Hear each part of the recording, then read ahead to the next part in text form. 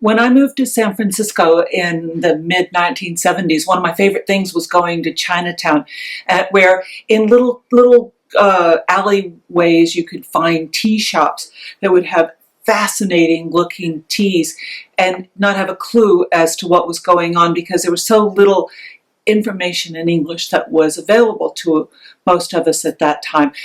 This world was really just opening up, but also in Chinatown there was great shopping for wonderful things like this little tea set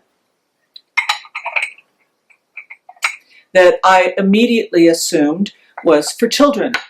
Looking at something like this with my Western tea drinking mind, who in the world would have a little teacup without a handle and expect to have a serious cup of tea with it? But now I know that, after quite a few years as a student of tea, I know that there is a way of drinking Chinese teas that we call Gongfu tea, and that this little teapot is a very serious size of teapot. I'm going to do just an introduction to the idea of Gongfu tea today with a tea that back in the 70s I also didn't know anything about. This is a Junshan tea, or a yellow tea, and each one of these pieces of tea is a tea bud. It's the top, on the new growth of the tea, it's the top unopened leaf that was plucked by hand, just broken off by hand, so that in this little dish there are hundreds and hundreds of tea buds, hand-plucked tea buds. Now with the yellow tea, it's really, I'm going to grossly oversimplify this, but it's like a green tea with an additional step that after the green tea is processed, that heat applied to preserve the green in the leaf, they're put into a kind of a bag or fabric and left for another period of time until they turn a bit yellow, darker yellow.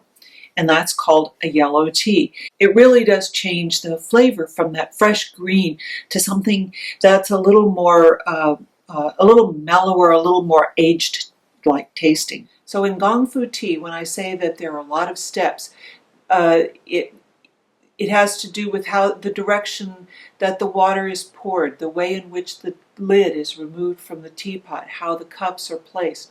And this is a skill that one would develop, but I will rinse my teaware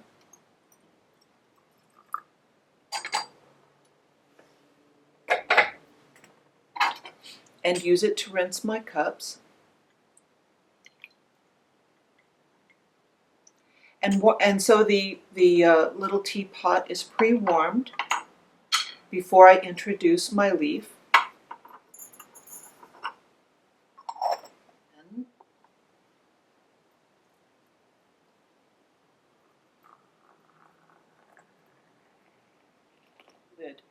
Now this is a time where we would have conversation, where I could tell you more about about Junshan Island and about the history of yellow tea.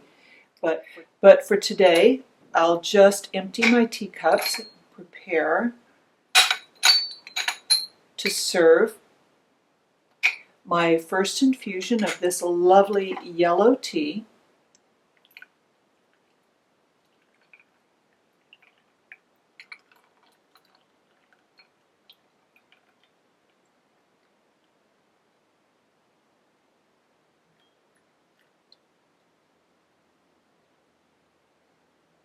Gongfu style. Now, I started saying that I made the mistake of thinking that this was for children. I think it would be a bigger mistake if I thought that it was not for children. What I'm finding when I take the world of teas, the different cultures of teas, and introduce them to children, they're really quite fascinated. So for today, for Gongfu tea and yellow tea, bye-bye.